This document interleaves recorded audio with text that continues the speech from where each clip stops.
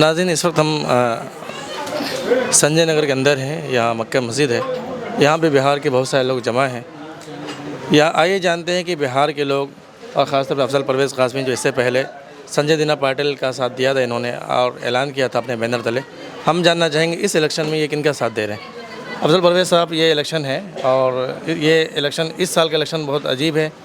नहीं कहा जा सकता कौन जीत रहा है, कौन नहीं जीत रहा है। तो इस ताल्लुक़ से आप क्या कहते हैं, आपके जो बिहार के लोग हैं गोवंडी के, वो किसका साथ दे रहे हैं? देखिए, यहाँ पर बिहार का आदमी हो या यूपी का आदमी हो, जो भी समझदार तबका है फ़िलवक्त हिंदुस्तान के अंदर, और अभी बिलखुसूस महाराष्ट्र के अंदर विधानसभा का इलेक्शन हो रहा है, तो जो भी समझदार तबका है वो महाविकास आघाड़ी को ही सपोर्ट करेगा।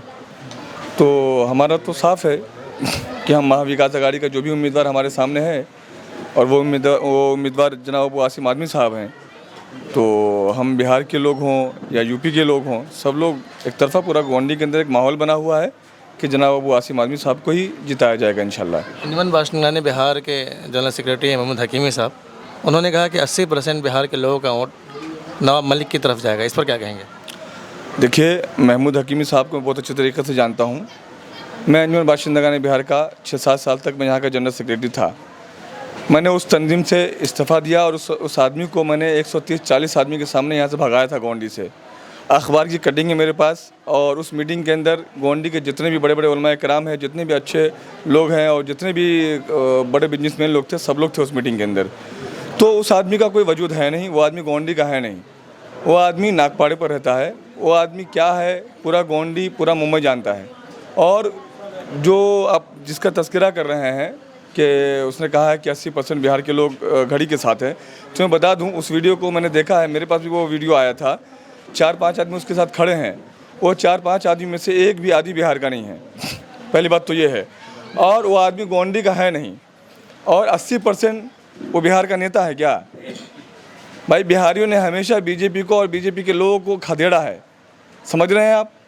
आप बिहार के अंदर बिहार की तारीख उठा लीजिए, बिहार के अंदर जो भी सरकार है, कभी भी बीजेपी आगे नहीं गई है, और बिहारियों ने हमेशा बीजेपी को भगाने का काम किया है।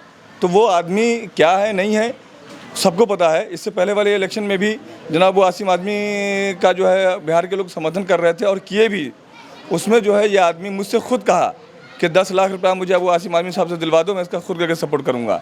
तो मैंने उस आदमी को मना कर दिया था, और उस आदमी ने जनाब अबू आसिम आज़मी साहब के प्रोग्राम की फुल मुखालफत की थी। तो इस आदमी का कोई वजूद नहीं है।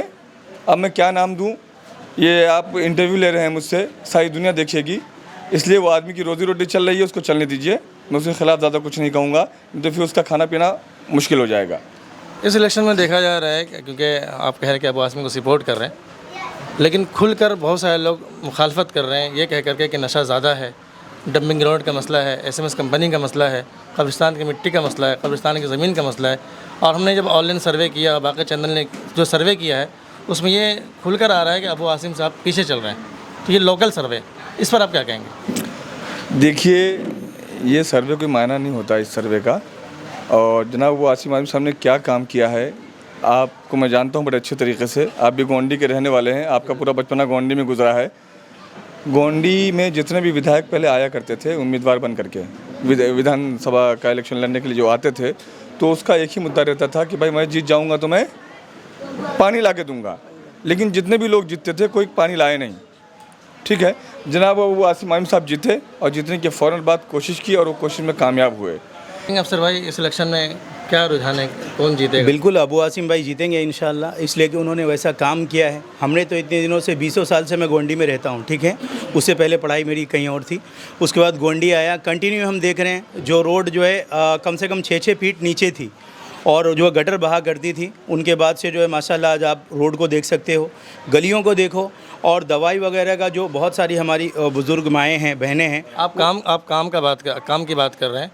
मैं इस गली से आया हूँ, अभी भी ये गली जो है बनी नहीं है, गटर खुला हुआ है, लोग उसमें गिर रहे हैं। इस पर क्या कहेंगे आप? देखिए, ये गली बनी थी, ठीक है, मैं इस गली में ही हूँ। ये गली बनी थी, ठीक है, और उसमें हुआ क्या, बारिश भी उसके बाद हुई, और दूसरा 3 साल से तो आपको मालूम है कि अभी कोई काम नहीं हुआ, क्योंकि वो नगर सेवक वगैरह काम पे नहीं थे, ठीक है, उनका इलेक्शन नहीं हुआ। दूसरा ये कि गली हमारे सामने बनी है और एक बार नहीं बनी है, भाई फाद साहब ने कई बार काम करवाया, ऐसा नहीं है। और उसमें बाइक आती है, मेरी खुद की बाइक आती है, बुलेट आती है, इस तरह की गाड़ियाँ आती हैं। और गली के बीच से जो है ना नाला है, वो साइड में जगह नहीं है तो मजबूरी से बनाया गया है, जिसकी वजह से नाले के ऊपर से बुलेट जाएगा, उसके ऊपर 1-2 लड़के जाएंगे तो वो टूटता है। मगर कंटिन्यू जब भी फ़ोन करो तो उसको रिपेयर भी कराते हैं और काम भी कराते हैं, ठीक है। आप कह रहे हैं कि रेगुलर बनता है, टूटता है, तो ऐसा कुछ काम किया जाए कि 5 साल 10 साल तक वो टूटे ना, मजबूत, ऐसा कुछ काम किया, ऐसा काम क्यों नहीं हो रहा है? बिल्कुल बिल्कुल होना चाहिए, वैसे ही काम होना, माशाल्लाह करते भी हैं, ठीक है। वो असल में यहाँ पे फर्स्ट टाइम अगर आप देखोगे 2-3 बार से, जब से ये इलाका पूरा पक्का हुआ, अच्छा हुआ अबू आसिम भाई के बाद से, तो धीरे धीरे उसको बना रहे, कोशिश कर रहे, वरना ये जगह दलदल थी। अभी भी आप थोड़ा सा खोदोगे तो आपको मालूम पड़ेगा, तो कितना भी उसके ऊपर माल डाल दे, कुछ भी डाल दे, मस्जिद का काम भी हो रहा है, मगर जो साइड में जो मकान है ना, हमारा ये वाला हिस्सा है, तो वो उसकी वजह से ये दबने लग जाता है। तो इलाके भी तो वैसे हैं, ठीक है ना। और ऐसे इलाके में काम करना प्लस बम्बई के अलग इलाके में काम करना, ये बहुत बड़ी बात होती है। यहाँ पे एजुकेशन सिस्टम भी बच्चों का जगह जगह पे अच्छा है, प्लस आप रात में 2 बजे 1 बजे 3 बजे एजुकेशन कभी भी में जाओ। गवंडी में कहीं भी 10वीं तक की तालीम नहीं है BMC स्कूल में? बच्चियाँ की है, किस BMC स्कूल में? BMC स्कूल में नहीं है, ठीक है। बाकी बच्चे BMC स्कूल में ही पढ़ते हैं। हाँ, लेकिन वो जैसे नूरुल इस्लाम है, उसमें मेरी भी बच्ची पढ़ती है, तो उसमें क्या फ़ीस लगता है?